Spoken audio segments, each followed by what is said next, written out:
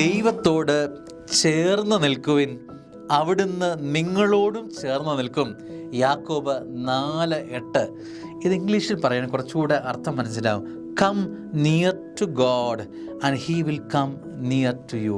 നിൻ്റെ അടുത്തേക്ക് കർത്താവിനോട് ചേർന്ന് നിൽക്കുവിൻ.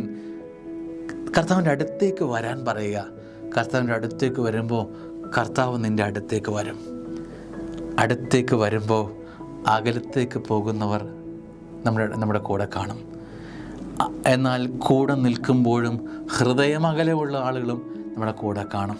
എന്നാൽ നീ അടുത്തേക്ക് വരുമ്പോൾ കർത്താവ് എല്ലാം നൽകി നിൻ്റെ അടുത്ത് നിൽക്കുമെന്ന് വചനം പറയുക. എന്തൊരു സുന്ദരമായ വചനമാണ്. കർത്താവേ, എൻ്റെ അടുത്ത് നീ ഉണ്ടാകണമേ. ഞാൻ നിൻ്റെ അടുത്തേക്ക് വരാൻ ആഗ്രഹിക്കുന്നു. നിൻ്റെ അടുത്തേക്ക് വരുമ്പോൾ കർത്താവെ, നിൻ്റെ അടുത്തേക്ക് വരുമ്പോൾ കർത്താവ് നീയും എൻ്റെ അടുത്തേക്ക് വന്ന് എൻ്റെ കൂടെ നിൽക്കണമേ.